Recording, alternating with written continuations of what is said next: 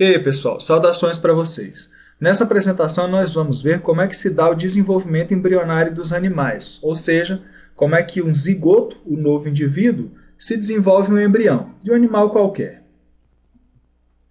Vamos começar com alguns conceitos básicos.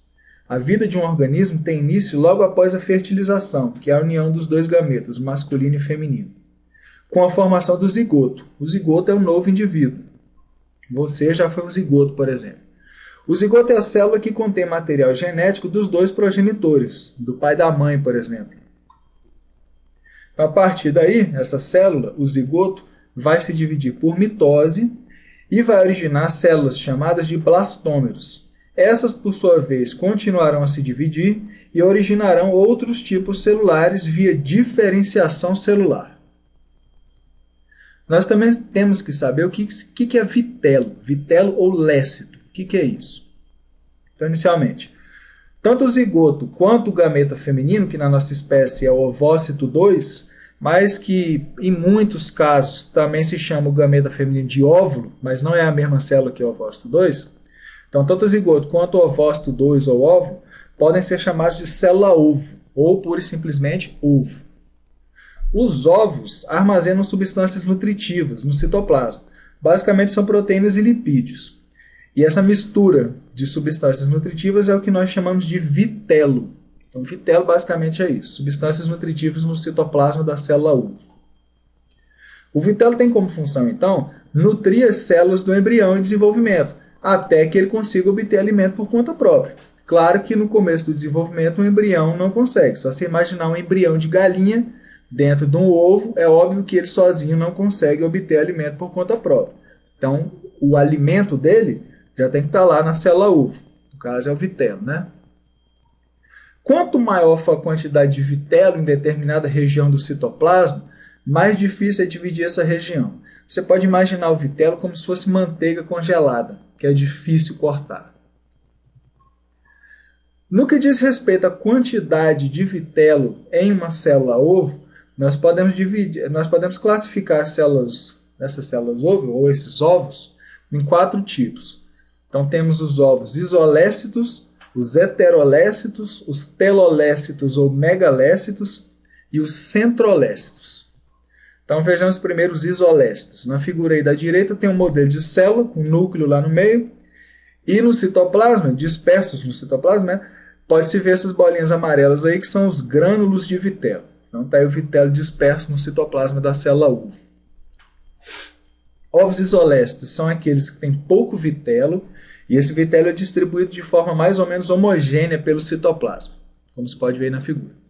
Alguns, inclusive, são chamados de alécitos, ou seja, A, né, negação, sem vitelo. Praticamente não tem vitelo nenhum. Esse tipo de ovo isolécito está presente nos ovos de mamíferos, equinodermos, que seria estrela do mar, ouriço do mar, lírio do mar, pepino do mar, esses troços do mar, moluscos, anelídeos, nematódios e platiominos. Mas é bom lembrar que mamíferos, né? Nós somos mamíferos, então é bom lembrar que esse tipo de célula-ovo é o nosso tipo de célula-ovo. Bem, ovos heterolécitos. Ovos heterolécitos possuem uma quantidade relativamente grande de vitelo, distribuída de forma desigual no citoplasma da célula-ovo. Uma região apresenta pouco vitelo, que é o polo animal. Só ver ali na figura da direita, que é a parte de cima da célula. Tem menos vitelo. E outra apresenta bastante vitelo. Seria a região que a gente chama de polo vegetativo, que está embaixo. Esse tipo de célula-ovo está presente em anfíbios e alguns peixes. Tem também os ovos, então, telolécitos ou megalécitos. São ovos grandes, com muito vitelo, que ocupa praticamente todo o citoplasma. Eu até pintei tudo de amarelo ali na figura. Agora, ocupa praticamente todo o citoplasma, mas menos uma região que fica restrita a um disco superficial, que está ali indicado na figura. Esse tipo de célula-ovo está presente em répteis, aves, alguns peixes e moluscos, cefalópodes, polvos, lulas, sépias, esses moluscos aí. Por último, os ovos centrolécitos, como o nome indica, né? Tem muito vitelo e esse vitelo está localizado na região central da célula, centrolécito por causa disso, né? onde também se encontra o núcleo. O citoplasma é restrito a uma pequena região que fica logo abaixo da membrana plasmática. Então, muito vitelo, mas no centro. E esse tipo de célula está presente mais comumente nos artrópodes. Barata, grilo, gafanhoto, besouro, esses animais aí. Bem, tipos de segmentação ou clivagem. Primeiro, o que é segmentação ou clivagem? Segmentação ou clivagem é o nome que se dá às mitoses iniciais que as células do embrião passam. Então, tem dois. Você vai poder classificar esse tipo de divisão celular dependendo da forma como ela vai acontecer. Se ela vai cortar o embrião inteiro, se vai gerar células iguais ou não. Então, vamos ver aqui. Primeiramente, tem-se a clivagem, ou as mitoses, né? Mas vou chamar de clivagem. Holoblástica ou total, ou então a meroblástica ou parcial. No caso da holoblástica ou total, está escrito aí na esquerda, a célula ovo vai poder ser completamente dividida de um polo ao outro, vai de uma ponta a outra divisão. Isso se deve ao fato de que no citoplasma não há vitelo em grandes quantidades. Então tem aqui uma célula ovo, ela é dividida de um polo a outro. E aí no caso gerou duas. Já no caso da clivagem meroblástica ou parcial, devido à grande quantidade de vitelo presente no citoplasma, somente parte do citoplasma, é que vai sofrer clivagem, ou vai se dividir, né? Então seria, por exemplo, o caso dos ovos megalestos. Só vai ocorrer divisão na região do disco. Então ali sim ocorre divisão celulares. Bom, você também pode dividir, ou classificar essas clivagens no que diz respeito ao tamanho das células geradas. Então, no caso, você vai poder chamar de igual, clivagem igual, ou clivagem desigual. No caso da igual, aí na esquerda, os blastômeros, que são as primeiras células do embrião, esses blastômeros originados a partir das clivagens ou das divisões celulares, têm tamanhos praticamente iguais. E isso pode ser devido à distribuição uniforme de vitelo no citoplasma da célula ovo. Então, o embrião tem praticamente todas as células de mesmo tamanho, como se pode ver ali na figura embaixo, ali, na esquerda. Agora, a clivagem também vai poder ser desigual. Nesse caso, os blastômeros originados a partir das clivagens têm tamanhos distintos, micrômeros e macrômeros. Nós vamos chamar de os blastômeros pequenos ou os blastômeros menores de micrômeros e os blastômeros maiores de macrômeros. E essa diferença de tamanho pode ser devido à distribuição não uniforme do vitelo pelo citoplasma da célula ovo. Então você vê ali que o embrião tem umas células na parte de cima menores e embaixo tem umas células maiores. E eu desenhei de amarelo ali o vitelo. Bem, vamos começar agora com a sequência do desenvolvimento embrionário. O novo indivíduo é o zigoto. Esse zigoto ele vai originar um embrião, e esse embrião vai passar por alguns estágios. Primeiro, mórula, depois blástula, depois gástrula e depois neurula.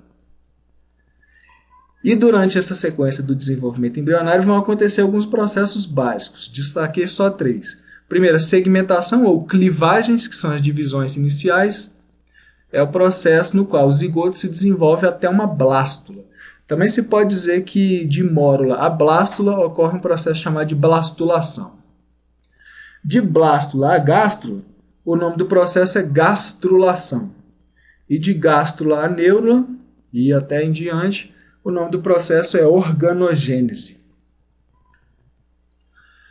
Nós vamos usar como modelo de desenvolvimento embrionário de animal esse animal aí que parece um peixinho, mas não é. Ele é um protocordado, um cordado primitivo, chamado de anfioxo. Seria um parente distante da gente, tá? O anfioxo.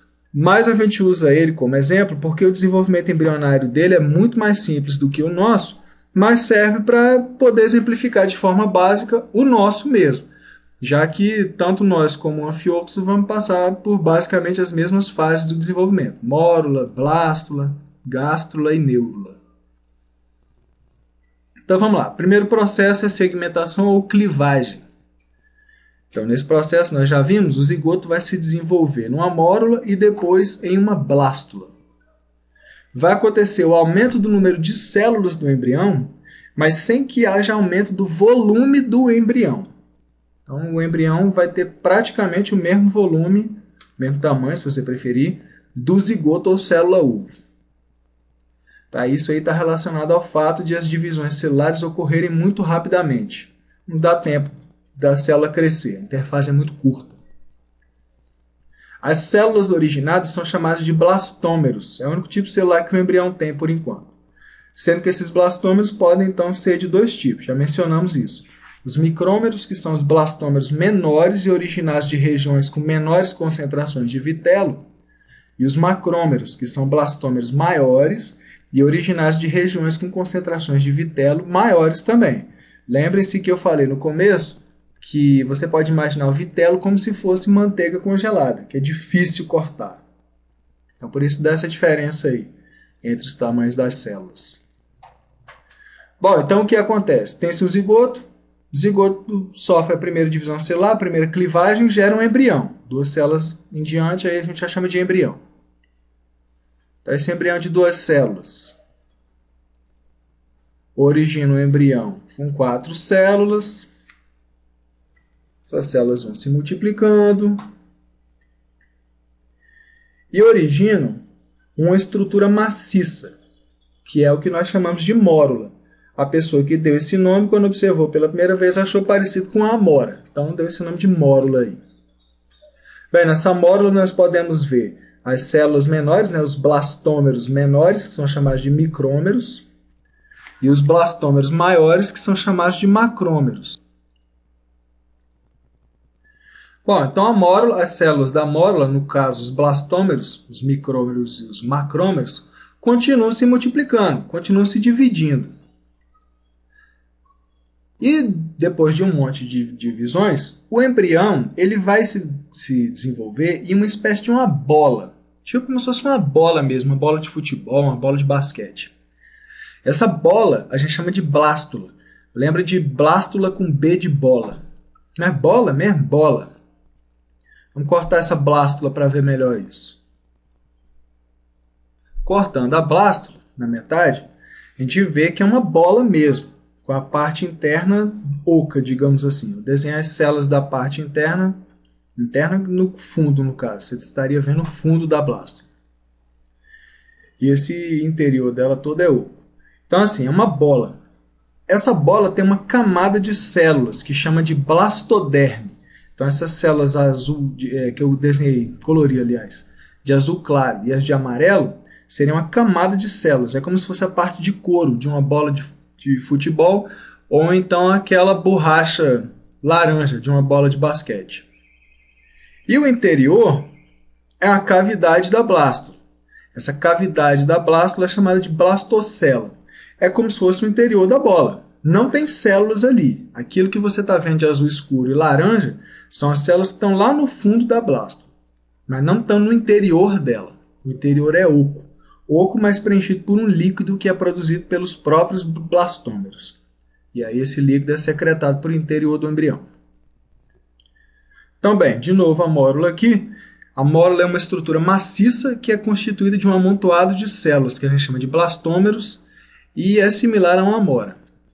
As células ainda não estão diferenciadas, só tem um tipo celular que é o que a gente chama de blastômero. Blastômero pequeno, que são os micrômeros, ou blastômeros grandes, que são os macrômeros.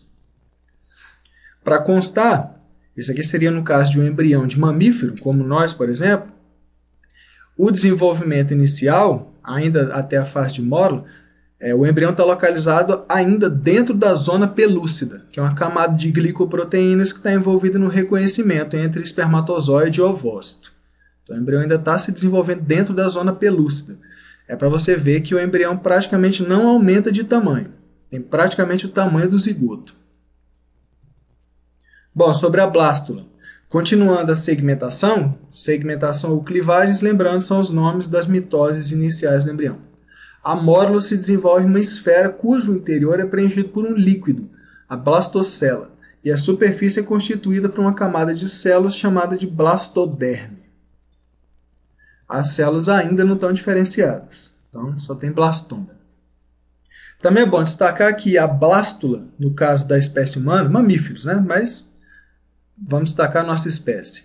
A nossa blástula se chama, na verdade, blastocisto, que é o que está sendo mostrado nessa figura aí da direita.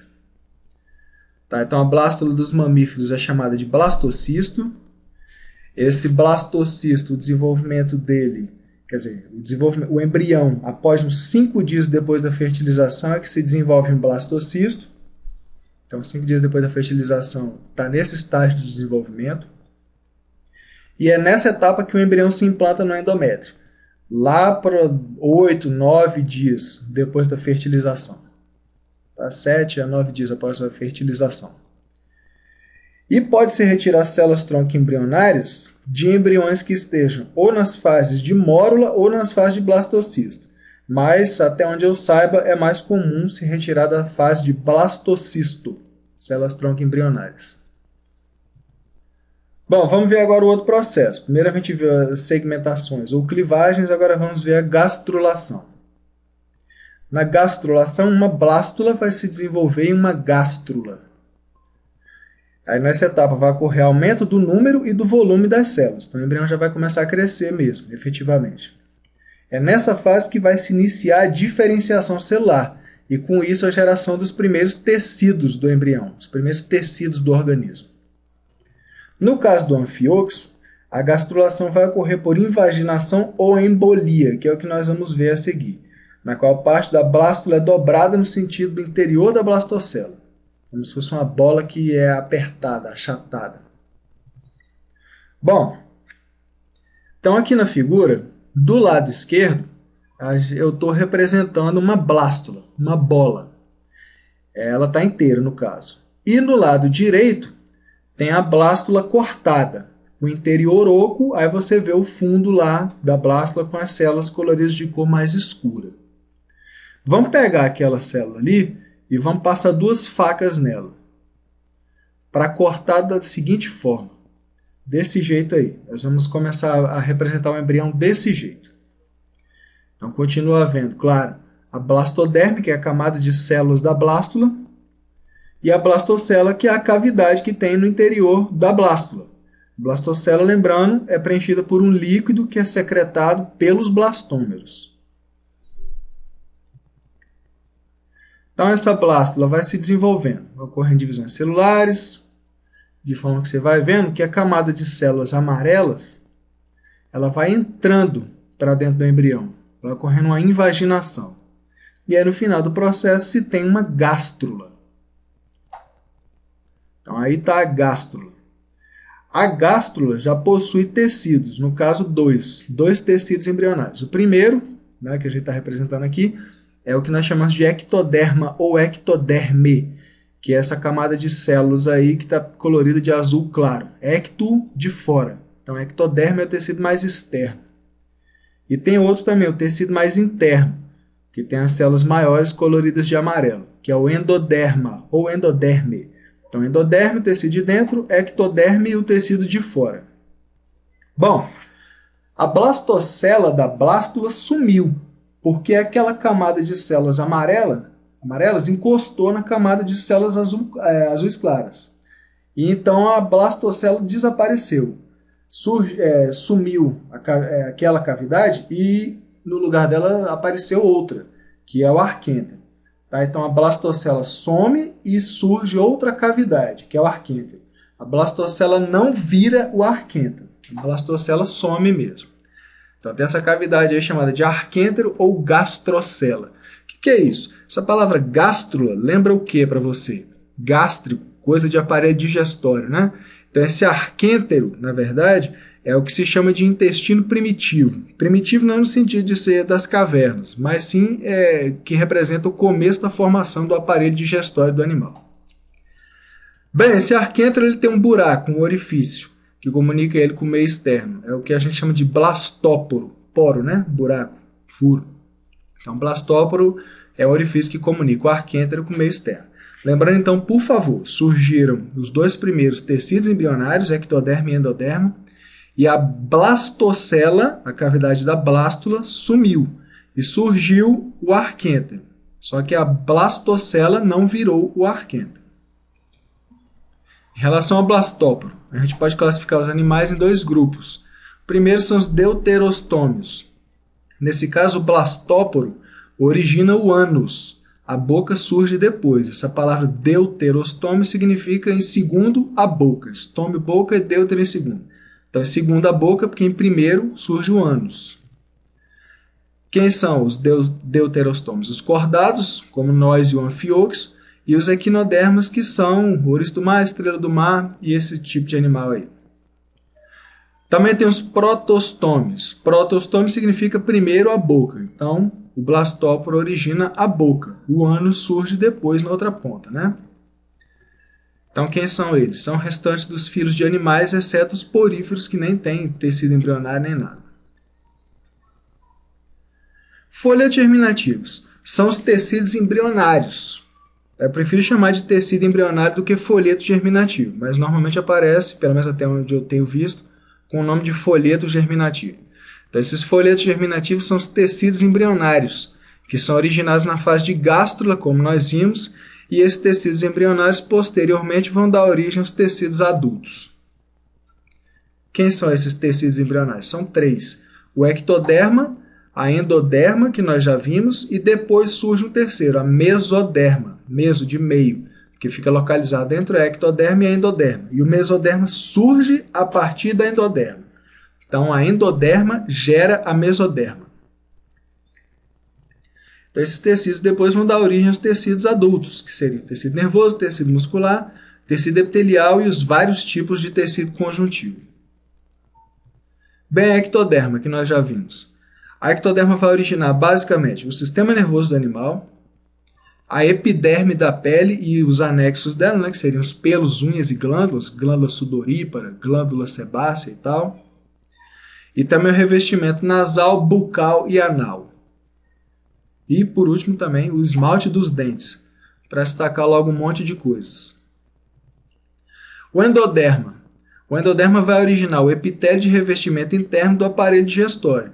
Só lembrar que a endoderma está revestindo o arquêntero, que é o início da formação do aparelho digestório. Então, gera o epitélio de revestimento interno do aparelho digestório, exceto, como a gente já viu, o das cavidades oral e anal, que são originados pelo ectoderma. O endoderma origina também o sistema respiratório, o fígado e o pâncreas. E, por último, o mesoderma. O mesoderma nós ainda vamos ver a formação dele, mas já adiantando, é um tecido embrionário que vai ser formado durante a organogênese. Então, nós vimos ali foi a gastrulação. Em seguida, nós vamos ver a organogênese. O mesoderma origina músculos, a derme, que é tecido conjuntivo, cartilagem, ossos, e todos esses aí são tecidos conjuntivos, exceto os músculos. Então, origina vários tecidos conjuntivos, os músculos, origina também sangue e estruturas do sistema circulatório. Sangue você pode considerar como tecido conjuntivo também. E origina os órgãos dos sistemas genitais e urinários. Então tem muitas coisas aí para decorar sobre o que esses tecidos embrionários geram em termos de estruturas no adulto. Bom, vamos ver agora a organogênese. Nós já vimos as segmentações ou clivagens, já vimos a gastrulação, vamos agora para a organogênese.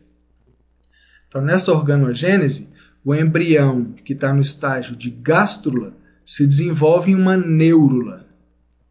Na fase de neurula ocorre, então, a formação inicial dos sistemas de órgãos corporais, como o nome diz, né? Organogênese, a partir da diferenciação das células dos folhetos germinativos, dos tecidos embrionários. Nessa organogênese vão ser originados o tubo nervoso dorsal, a partir da ectoderma, a notocorda, somitos e o celoma, que são estruturas mesodérmicas. Mas lembrando, o mesoderma é um tecido que vai surgir a partir da endoderma, ou endoderme. Bem, até agora nós estamos vendo o embrião representado de lado. Então, ali em cima, a gente tem a visão lateral de uma gástrula de anfíoxo. A gástrula está completinha ali e está sendo apontado o blastóporo. E embaixo é a mesma coisa, visão lateral de uma gástrula de anfíoxo, só que cortada. Está vista em corte longitudinal, que é o que a gente estava mostrando, com aquelas bolinhas todas lá. Então, aí continua dando para ver a ectoderme, a endoderme, o arquêntero, que é a cavidade, que representa o início da formação do aparelho digestório, e o blastóporo ali. A partir de agora, nós vamos fazer o seguinte, vamos virar essa gástrula com o blastóporo olhando para nós. Não estou fazendo gracinha não, mas o blastóporo vai olhar para nós. Então se vira a gástrula assim e vamos cortar essa gástrula. Então agora nós estamos vendo o embrião cortado de frente. É um corte transversal. Aí nesse embrião, no estágio de gástrula ainda, o que nós vemos? Em azul, a ectoderma, e de amarelo, a endoderme. E lá no interior, o que a gente vê é o arquêntero. O blastóporo não está dando para ver. O blastóporo estaria aqui para frente da tela. E a outra ponta do embrião estaria lá para trás. Bom, as células continuam se multiplicando nessa organogênese, de forma que na ectoderma vai surgir um achatamento. Olha lá na parte de cima da figura, olha a diferença. Surge um achatamento. Esse achatamento nós chamamos de placa neural. Então vamos seguindo. Essa placa neural é um achatamento. Mas a partir de agora, essa parte onde está a placa neural, ela vai sofrer uma invaginação. Tá? Então vai haver a formação de um sulco. Ali está escrito sulco, está errado. É sulco com L ali. Então ocorre uma depressão, uma invaginação. Se forma um sulco que nós chamamos de sulco neural. É importante saber isso. Então continua de azul, representado de azul, o ectoderma, de amarelo, a endoderma, no interior do embrião, o arquêntero. Agora nós podemos ver também que na parte superior do endoderma, que eu colori de vermelho, isso aí é o mesoderme, é a mesoderme em formação. Tá? Então, a endoderme origina a mesoderme. Não pode esquecer isso. Vamos lá de novo, ver essa transição. Bem, aquela invaginação na superfície do embrião, ela aumentou, de forma que agora a gente já vê que tem quase um tubo ali nas costas do embrião, na parte de cima do embrião. Aquilo ali é o que nós chamamos de tubo nervoso dorsal. Ele está se formando. Também continua se formando, em vermelho, a partir da endoderme, a mesoderme. Então aqui é para a gente destacar a formação da mesoderme e do tubo nervoso dorsal, que surgiu a partir da ectoderma na região lá da placa neural, que depois deu origem a um sulco neural.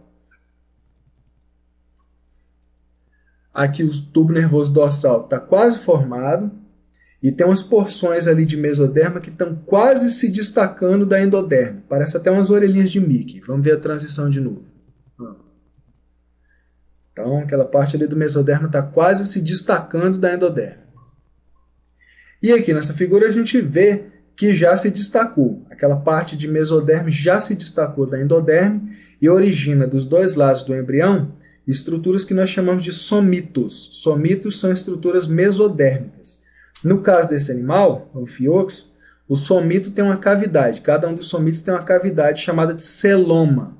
Então, celoma seria um buraco na mesoderme, digamos assim.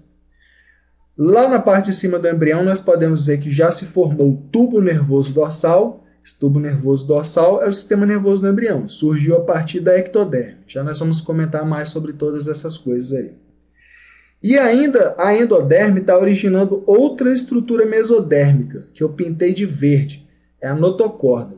Então começa a se formar a partir da endoderme, depois que os somitos se destacam, mais uma estrutura mesodérmica. Tá? Então aqui já está bem formada a neurula. Nessa neurula nós vemos o tubo nervoso dorsal, que é o sistema nervoso do embrião, dorsal de dorso, tá? Costas. Os somitos, cada somito é uma estrutura mesodérmica e eles têm um buraco neles, que é o celoma. Também surge outra estrutura mesodérmica, que é a notocorda. Lembrando, como nós vimos na sequência, tanto a notocorda quanto os somitos, ou seja, a mesoderme, é originada a partir da endoderme. Então a endoderme está lá de amarelo ainda, o arquêntero no interior e o ectoderma pintado de azul, tecido mais externo. Tá? Então essa seria uma neurula formada já. Nesse estágio aí do desenvolvimento, o embrião já parece mais ou menos um peixinho mesmo. Vamos ver de novo essa sequência do desenvolvimento para que você preste atenção na formação do tubo nervoso dorsal e dos somitos e notocorda, que no caso, né, seriam esses dois últimos estruturas mesodérmicas. É bom passar e voltar de novo nesse pedaço aqui, tá? Você pode ir e voltar no vídeo quanto você quiser.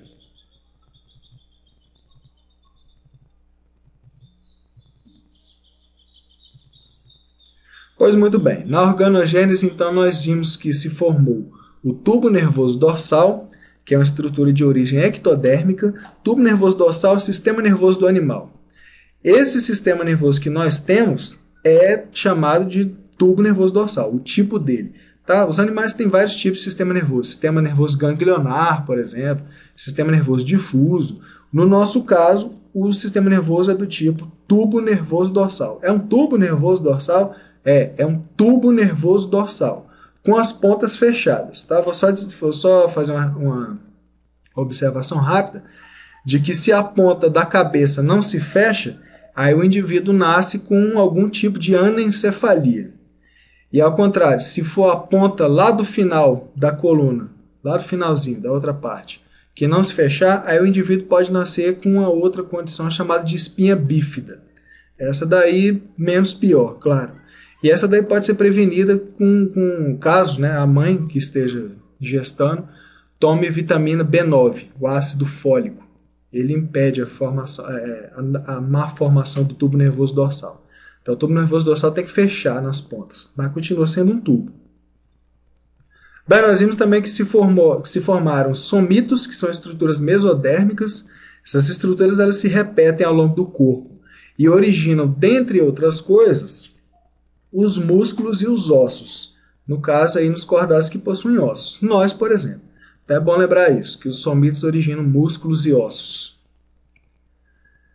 Também nós vimos a formação dos celomas. Aí tinha um celoma em cada somito. Depois, no desenvolvimento do animal, os dois celomas vão se juntar. No caso da nossa espécie, o celoma é essa cavidade que nós temos aí no abdômen, onde está localizado o intestino, estômago, pâncreas, fígado e vários órgãos, né? Então, o celoma é uma cavidade corporal completamente revestida por mesoderma, onde se localizam alguns órgãos corporais. Só você pensar aí na sua cavidade abdominal. Começam os dois celomas separados, mas depois eles se unem. Também nós vimos a formação da notocorda, que é uma estrutura mesodérmica também. Essa estrutura, essa notocorda, ela tem as funções de sustentar o corpo do embrião e também de auxiliar na formação do tubo nervoso dorsal. Nos cordados superiores, como nós, os craniados, a notocorda ela degenera e vai ser substituída, até botei ali sublinhado, substituída pela coluna vertebral. Tá? Então, a estrutura que passa a sustentar, a fazer papel de sustentação, passa a ser a coluna vertebral, que é uma estrutura feita de ossos, originada inclusive pelos somitos. Tá? Então, a notocorda degenera. Por favor, nas provas, não escrevam que a notocorda gera a coluna vertebral. Esse é um pega clássico. Ela não gera a coluna vertebral, ela é substituída pela coluna vertebral. Bem, para constar também, vamos dar uma olhada, de maneira bem geral, no processo de desenvolvimento embrionário inicial da nossa espécie. Está aí na figura, está sendo representado o ovário, o útero e uma tuba uterina. Bom, ali está o ovário está com um folículo ovariano se desenvolvendo e liberando um ovócito, que é o processo de ovulação, liberou lá o ovócito 2. O ovócito 2 liberado vai poder, então, ser fecundado, né? Vai ocorrer, então, a fertilização, que é o encontro dos dois gametas, com a consequente formação do zigoto. O zigoto está ali. Então, depois da formação do zigoto, vai começar o desenvolvimento embrionário. O zigoto vai se dividir e vai dar origem ao embrião. Está ali em cima, embrião com 2 células. Isso aí ocorre mais ou menos umas 30 horas depois da fertilização. Esse embrião ele vai sendo encaminhado lá para o endométrio. Lá por volta do dia 3 e 4, terceiro ou quarto dia de desenvolvimento, o embrião está no estágio de mórula, localizado ainda dentro da zona pelúcida. Lá para o dia 5, quinto dia depois da fertilização, o embrião já está no estágio de blástula, mas nós chamamos a nossa blástula de blastocisto, já está lá no útero, né? E lá para o dia 8, 9, 7, dependendo, o blastocisto ele sai da zona pelúcida e se implanta no endométrio do útero. Tá? Então, o blastocisto é que se implanta no endométrio para continuar o desenvolvimento.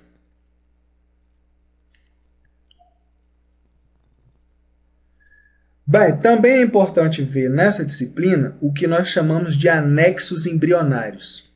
Esses anexos embrionários são as membranas que cobrem o embrião. São as estruturas membranosas, então.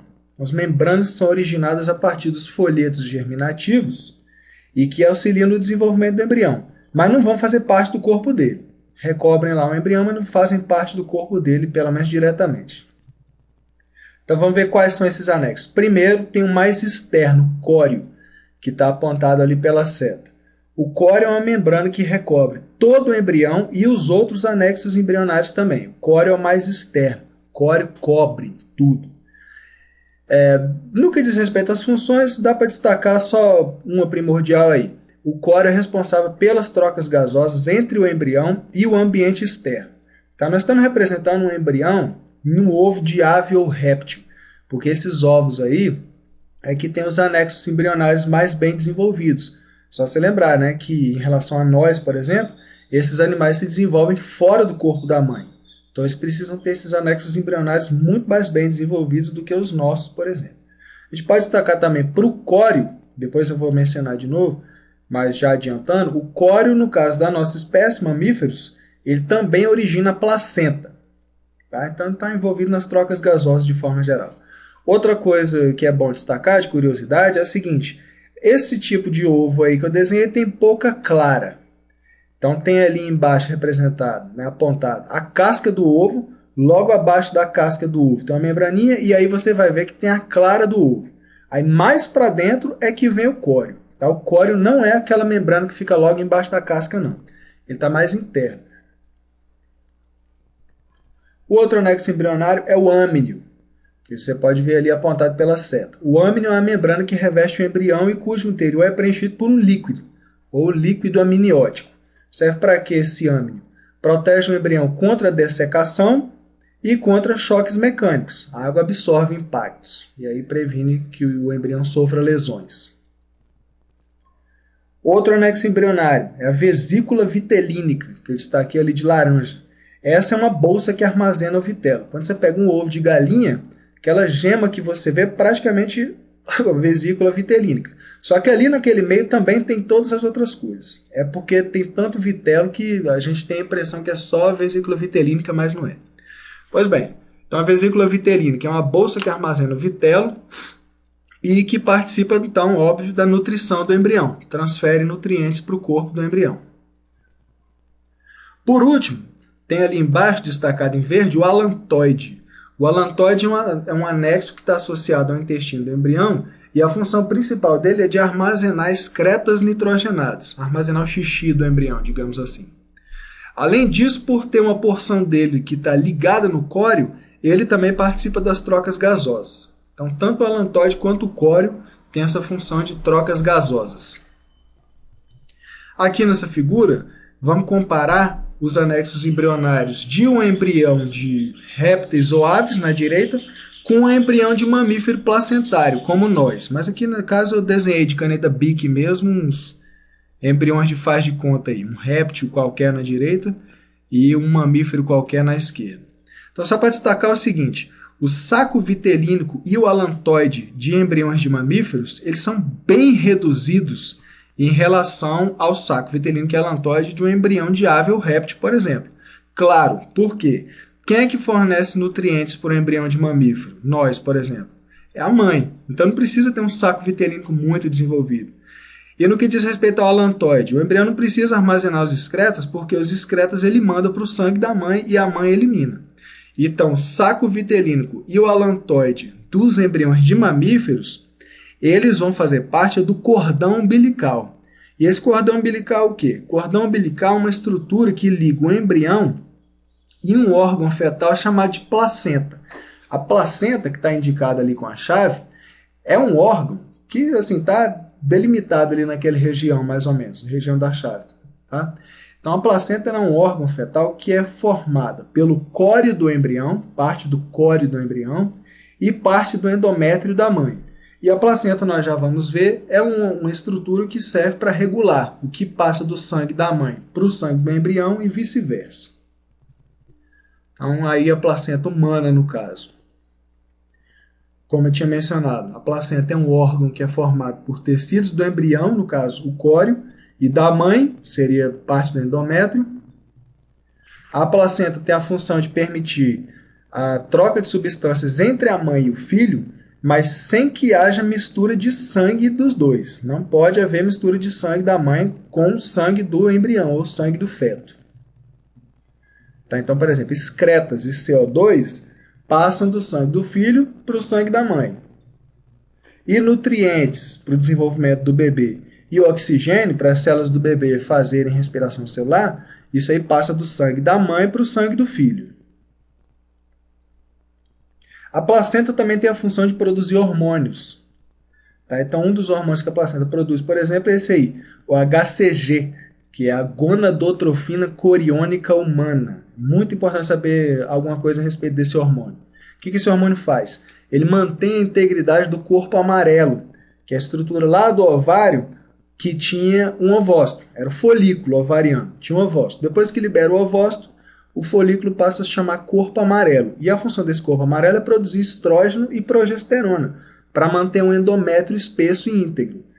Então, o que a HCG faz é isso. Ele mantém a integridade do corpo amarelo de forma que ele continue a produzir estrógeno e progesterona. E aí o endométrio fica íntegro, o embrião continua se desenvolvendo. E não ocorre aborto espontâneo, né? Então, esses hormônios aí, eles impedem a ovulação e mantêm a integridade do endométrio.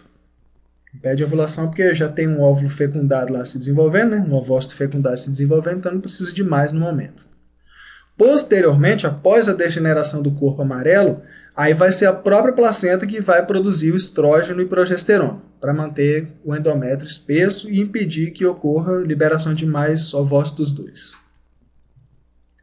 Então é isso aí, pessoal. Até a próxima e bons estudos para vocês.